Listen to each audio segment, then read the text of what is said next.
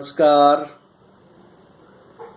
सर्वे भवन्तु सुखिनः, सर्वे सन्तु निरामयाः, सर्वे भद्राणि पश्यन्तु, मा कश्चित् दुःखभाग् भवेत्। लोकाः समस्ताः सुखिनः भवन्तु। स्नातक प्रथम वर्ष संस्कृत ऑनर के प्रिय विद्यार्थियों, इस समय हम लोग किरातार्जुनीयम का पारायण कर रहे हैं। महाकवि भारवी की रचना जो महाकाव्य है उसका प्रथम सर्ग हम लोग पढ़ रहे हैं और 40 श्लोक हो चुके हैं। इस समय हम लोग 41वां श्लोक पढ़ेंगे। आप लोग अपने अपने ग्रंथ खोल लीजिए और देखिए 41वां श्लोक, प्रथम सर्ग का 41वां श्लोक। द्विषन्निमित्ता यदियं दशा ततः समूलमुन्मूलयतीव मे मनः, परैरपरया स्थितवीर्यसम्पदां पराभवोऽप्युत्सव एव मानिनाम्। इस श्लोक में भी द्रौपदी महाराज युधिष्ठिर से कह रही है, तंज कस रही है। एक तरीके से ये कहिए कि महाराज युधिष्ठिर से तंज कस रही है कि आप क्या कर रहे हैं आखिर। आपकी ये दुर्दशा देखकर मेरा मन बड़ा उचटा सा चला जा रहा है, अंदर ही अंदर बहुत तकलीफ हो रही है मुझे, ऐसा द्रौपदी कह रही है। तो देखिए, सबसे पहले देखिए यत यम, प्रथम चरण में देखिए यद यम है ना, तो यत यम दशा, यत यम दशा मतलब यत माने चूंकि या क्योंकि, यह माने यम माने यह, दशा माने दुर्दशा। चूंकि यह दुर्दशा द्विषण निमित्ता, शत्रुओं के कारण हुई है। द्विषण निमित्ता माने शत्रुओं के कारण हुई है, ठीक है। शत्रु है निमित्त जिसके, वो है द्विषण निमित्ता। चूंकि यह दशा शत्रुओं के कारण हुई है, यत यम दशा द्विषण निमित्ता, ततः मे मनः, ततः मन इसलिए, मे मनः मतलब मेरा मन। ततः देखिए प्रथम चरण में, और द्वितीय चरण में देखिए मे मनः। ततः मे मनः इसलिए मेरा मन, समूलम उन्मूलयति, समूलम उन्मूलयति का मतलब मेरा मन समूल उखड़ा सा जा रहा है। उन्मूलयति का मतलब जड़ सहित समूल रूप से उखड़ रहा है, अर्थात मेरा मन बहुत ही अंदर से व्यथित सा हो रहा है। तो चूंकि ये दशा आपकी शत्रुओं के द्वारा उत्पन्न हुई है, इसलिए मेरा मन समूलम उन्मूलयति, जड़ से उखड़ रहा है, ठीक है ना।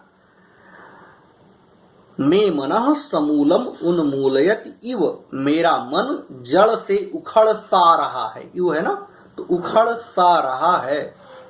आगे देखिए, परैः अपर्यासित वीर संपदाम, परैः मतलब शत्रुओं के द्वारा, अपर्यासित वीर संपदाम का मतलब शत्रुओं के द्वारा, परैः मतलब शत्रुओं के द्वारा,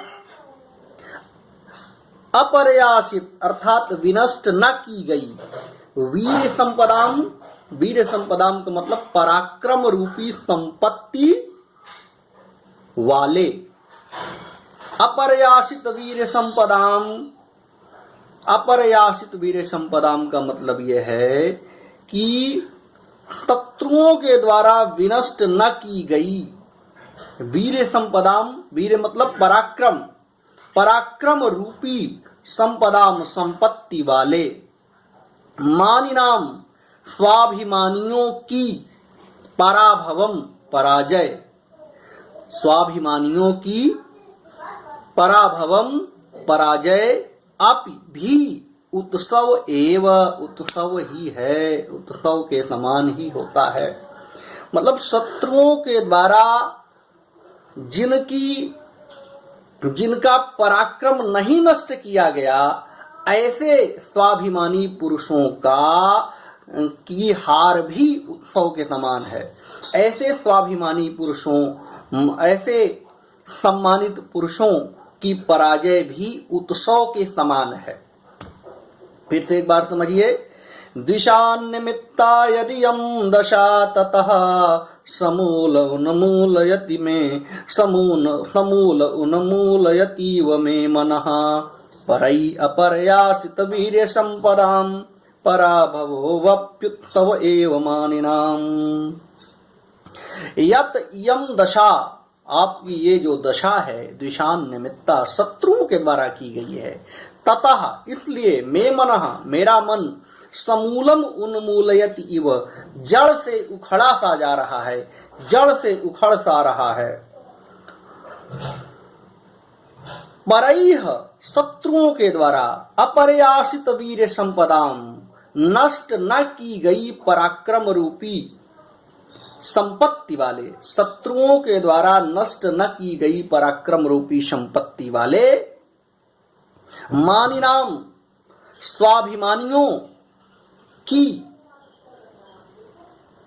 अपि मानिनाम पराभवः अपि उत्सव एव, स्वाभिमानियों की पराभव अर्थात पराजय भी उत्सव एव, उत्सव के समान होती है। ठीक है, ये श्लोक हुआ। इस श्लोक में भी वंशस्थ छंद है, वैदर्भी रीति है, प्रसाद गुण है और अनुप्रास अलंकार है। ठीक है, अब अगला श्लोक देखिए, 42वां श्लोक देखिए। विहाय शांतिम नृपधाम तत्पुनः प्रसीद संधेहि वधाय विद्विषाम् व्रजन्ति शत्रून् वधूय निष्प्रियाः शमेन सिद्धिं मुनयो न भूभृतः। इसमें भी द्रौपदी अभी व्यंग बाण उसके रुक नहीं रहे हैं और महाराज युधिष्ठिर से कह रही है ये शांति का मार्ग जो आप पकड़े हैं ये तो मुनियों का मार्ग है, इसको आप छोड़िए, ये राजाओं के लिए उचित नहीं है। तो यही तंज कसते हुए वो बोल रही है। फिर से एक बार देखिए।